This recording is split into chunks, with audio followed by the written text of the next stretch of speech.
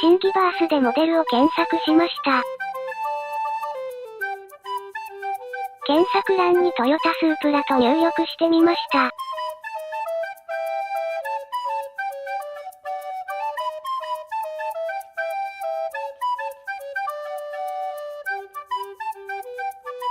これが良さそうです。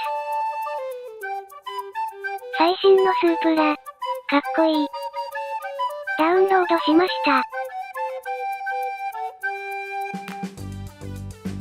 ダウンロードしたファイルにはブレンダーのソースが含まれていました。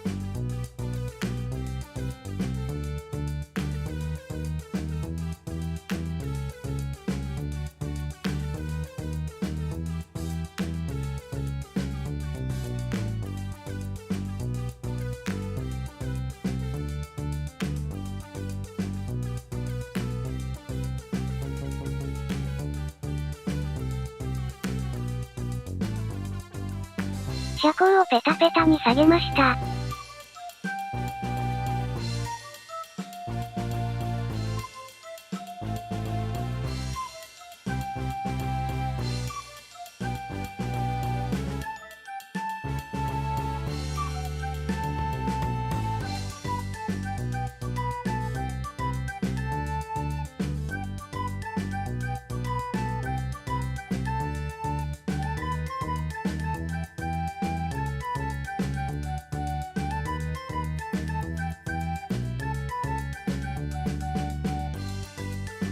ネジャキャンをつけました。マイナス8度。次に色をつけてみました。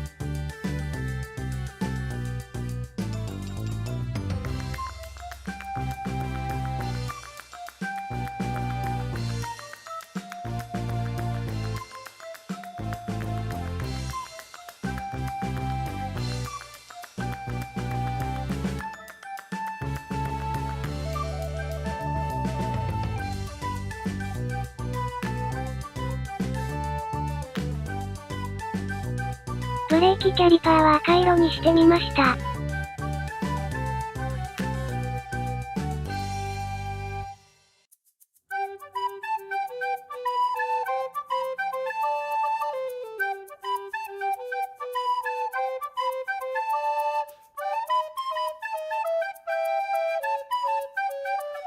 後ろ姿がかっこいい。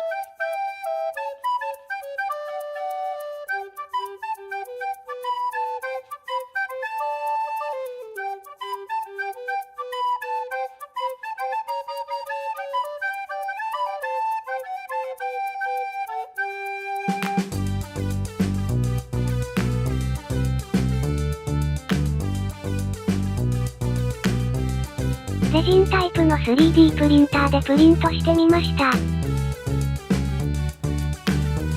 ィラメントタイプでもプリントしてみました。この小さいサイズでは解像度的に厳しいです。いつか色を塗りたいと思います。最後にパーティクルシミュレーションをやってみました。